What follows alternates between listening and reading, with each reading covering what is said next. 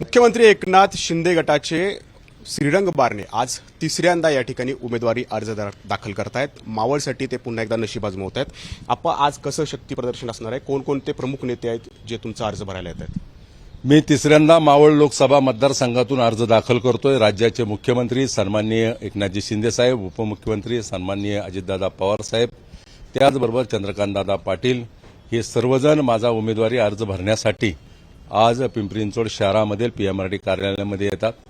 कार्यकर्त्यांसमेत आम्ही त्या ठिकाणी मिरवणुकीने अर्ज भरण्यासाठी जाणार आहे। आपण गेल्या दोन वेळच्या निवडणुका जर पाहिल्यात, 2014ला तिरंगी लढत झाली होती, 2019ला पार्थ पवारांच्या विरोधात या ठिकाणी लढलेला होता, त्यांचा तुम्ही पराभव या ठिकाणी केला होता। त्यावेळेला गावचा आणि बाहेरचा असा प्रचार झाला होता। आता दोन्ही उमेदवार जे आहेत ते गावातले आहेत आणि तोच मुद्दा या ठिकाणी ऐरणीवर दिसतोय। तुमच्यासमोर ते आव्हान आहे?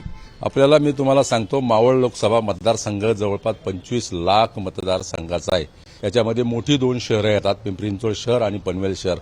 राज्यातील आणि राज्याच्या बाहेरील अनेक नागरिक मतदार या ठिकाणी आहेत।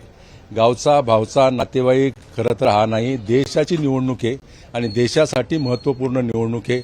या मतदारसंघामध्ये राहणारा प्रत्येक मतदार हा देश हितासाठी मतदान करणार आहे। तुमची प्रमुख लढत नेमकी कुणासोबत आहे? संजय वगैरे, उद्धव ठाकरे की राहुल गांधी? बघा, माझी लढाई ही विकासात्मक कामाच्या बरोबर आहे। लोकांपुढे, मतदारापुढे चांगली कामं घेऊन जाणार आहे। ही निवडणूक ही लोकशाहीची निवडणूक आहे। देश कुणाच्या हातामध्ये द्यायचे त्या दृष्टिकोनातून महत्त्वपूर्ण निवडणूक आहे। ही लढाई व्यक्तिगत स्वरूपाची कुणाच्या बरोबर नाही, तर ही लढाई ही विकासाची, विचाराची लढाई। तर ही लढाई विकासाची आणि विचाराची आहे आणि त्याच अनुषंगाने आज श्रीरंग बारणे हे अर्ज दाखल करणार आहेत। पुढे प्रचाराच्या तोफा आपण पाहणारच आहोत।